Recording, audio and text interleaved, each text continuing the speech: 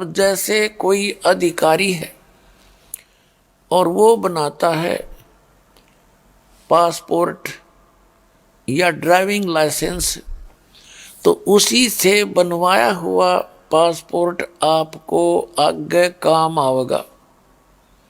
और वैसा ही passport as it is duplicate भी कोई बना दे, ठीक है, जब तक उसका काम नहीं पड़ेगा, उसकी आवश्यकता नहीं पड़ेगी, जहां उसकी आवश्यकता पड़ती है तब तक तो कोई प्रॉब्लम नहीं। लेकिन जिस समय जहां पर उसकी आवश्यकता पड़ेगी वो डुप्लीकेट वहां काम नहीं करेगा, उस समय बहुत देर हो चुकी होगी और आप दंडित भी होगे डुप्लीकेट पासपोर्ट बनवा के या लाइसेंस बनवा के।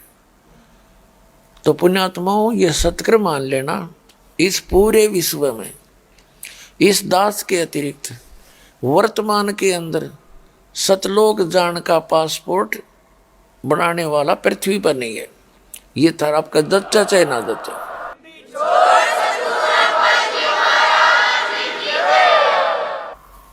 और जो अन्य साधक हैं, जो साधना दूसरी करते हैं सतलोक के अतिरिक्त, तो वो साधनाएं तो आपने असंख्य बार कर ली। यहाँ की कोई ओम नाम का जाप कर लिया, कोई दान धर्म यज्ञ कर दी, कहाँ गए स्वर्ग में, भीष्ट में, तो वहाँ अपने पुण्यों का नाश किया। अब वहाँ पर सुख सुविधाएं, जैसे वो स्वर्ग तो एक रेस्टोरेंट बताया परमात्मा ने। इस काल का जो स्वर्ग है, महास्वर्ग है, ये ब्रह्मलोक है, ये तो एक होटल है, रेस्टोरेंट है। और वहाँ पर होटल के अंदर, रेस्टोरेंटों के अंदर तो धनी लोग ही जाते हैं, निर्धन तो जा ही नहीं सकता, उनकी तो खर्चे बहुत होते हैं। तो यहाँ जो भक्ति के धनी व्यक्ति हैं वो स्वर्ग में चले जाते हैं। और यहाँ की साधना जब तक ये सत मंत्र दास से प्राप्त नहीं होगा, तो तब तक आपको दोनों पुण्य और पाप दोनों ही भोगे होंगे। इसमें कोई परिवर्तन नहीं हो सकता। आपके दोनों डिपॉजिट होते हैं, पुण्य अलग से, पाप भिन्न, और दोनों का अलग से अकाउंट आपने क्लियर करना पड़ेगा। पुण्यों के लिए आप जाओगे स्वर्ग में, महास्वर्ग में, जैसी भी आपकी जितनी जेब में आपके पैसा होगा, धन भक्ति का होगा, तो वहाँ उसके समाप्त होते ही ऊपर होटल बना रखे इन्होंने, इस काल भगवान नर, इसके ये देवताओं ने, और आपसे वहाँ चार्जिंग ली जाती है। किसी में 10% है और किसी में 20% है, किसी में 25% है, किसी में 15% है। यानी आपकी जितनी डिपॉजिट, जितनी टोटल पुण्य होंगे, उनका 10% तो आपका निकाल दिया जाता है। वो स्वयं अपने प्रयोग करते हैं, यह विधान है इनका। 15%, 20%। और कुछ ऐसा विधान है परमात्मा का कि कुछ पुण्य इस प्राणी के सुरक्षित रखे जाते हैं। उसके बाद फिर जब वहाँ पुण्यों का सिलसिला खत्म होया, जब पूंजी, जैसे कोई सेठ धनी व्यक्ति गर्मियों के मौसम में कुल्लू मनाली यानी हिली स्टेशन पर चला जाता है ठंडे मौसम में, वह ठंडे वातावरण है वहाँ का, और वहाँ जाकर 2 महीने रुकता है, मई और जून में, और फिर वहाँ उसका खर्चा सारा जेब से होता है, उसका वहाँ कर्म क्षेत्र नहीं है।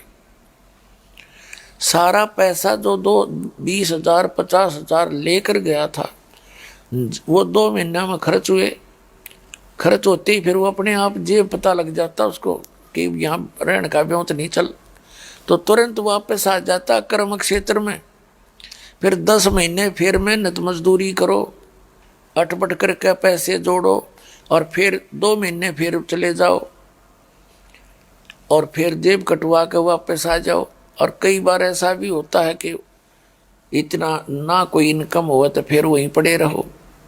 तो यहाँ परमात्मा कहते हैं कि जिस साधना को आप ब्रह्म तक की साधना को वेदों अनुसार जो साधना और गीता अनुसार करते हो, क्योंकि गीता में भी एक केवल ओम मंत्र का प्रावधान है। 8वें अध्याय के 13वें श्लोक में कहा कि ओम इति एकाक्षरम ब्रह्म व्यवहारण मामनुस्मरण ये पर्याति तदन देहम सयाति परमाम गतिम। मुझ ब्रह्म का, गीता ज्ञानदाता कहता है श्री कृष्ण में प्रवेश करके, मुझ ब्रह्म का केवल एक ओम मंत्र है। अंतिम श्वास तक इसका जो जाप करता हुआ शरीर छोड़कर जाता है तो ओम से मिलने वाली परम गति को प्राप्त होता है। वो क्या होती है? ब्रह्मलोक में जाता है। 8वें अध्याय के 16वें श्लोक में लिखा कि ब्रह्मलोक पर्यंत सभी प्राणी, सभी लोग पुनरावृत्ति में हैं, अर्थात वहां पर गए हुए प्राणी भी पुनः जन्म मृत्यु के अंदर आते हैं। जन्म मृत्यु का उनका सिलसिला बना ही रहता है। इसलिए गीता यही यजुर्वेद अध्याय नंबर 40 के श्लोक मंत्र नंबर 15 में कहा है कि वायु अनिलम अथिदम अमृतम भस्मांतम शरीरम ओम कर्तु समर किल्वे समर और कर्तुम समर। यानी ओम ब्रह्म का मंत्र है। ओम नाम का जाप काम करते करते सिमरन करो, विशेष कसक के साथ, श्रद्धा के साथ सिमरन करो और मनुष्य जीवन का मूल कर्तव्य, मुख्य कर्तव्य जानकर सिमरन करो।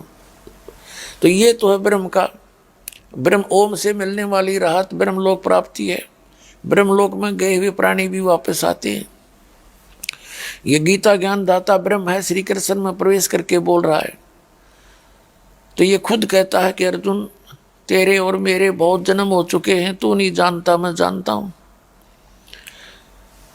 गीता अध्याय नंबर 2 के श्लोक नंबर 12 में, गीता अध्याय नंबर 4 के श्लोक नंबर 5 और 9 में, गीता अध्याय नंबर 10 के श्लोक नंबर 2 में ये कहता अर्जुन तेरे और मेरे बहुत जन्म हो चुके हैं, तू नहीं जानता मैं जानता हूं। इससे सिद्ध है कि गीता ज्ञान दाता भी नाशवान, तो इनके पुजारी ऑटोमेटिकली नाशवान, इनकी जन्म मृत्यु कभी समाप्त हो ही नहीं सकती।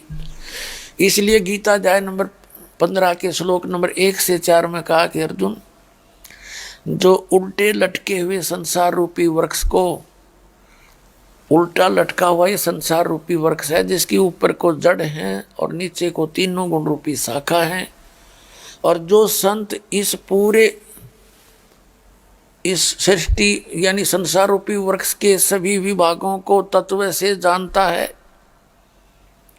स वेदवित, वो वेद के तात्पर्य को जानने वाला है, अर्थात वो तत्वदर्शी संत है। ये पहचान बता दी गीता अध्याय नंबर 4 के श्लोक नंबर 34 में कहा कि अर्जुन उस तत्व ज्ञान को जो चौथे अध्याय के 32वें श्लोक में जिसके विषय में कहा है कि सच्चिदानंद घन ब्रह्म की वाणी में सच्चिदानंद घन ब्रह्म ने अपने मुख से बोला हुआ होता है, वो ज्ञान, वो तत्व ज्ञान होता है। और उसमें आध्यात्मिक जानकारी, आध्यात्मिक यज्ञ माने धार्मिक अनुष्ठानों की जानकारी विस्तार से कही गई होती है। और उस ज्ञान को तू तत्वदर्शी संतों के पास जाकर समझ, चौथे अध्याय के 34वें श्लोक में कहा है। तो यहाँ 15वें अध्याय के प्रथम श्लोक में उस तत्वदर्शी संत की पहचान बताई है,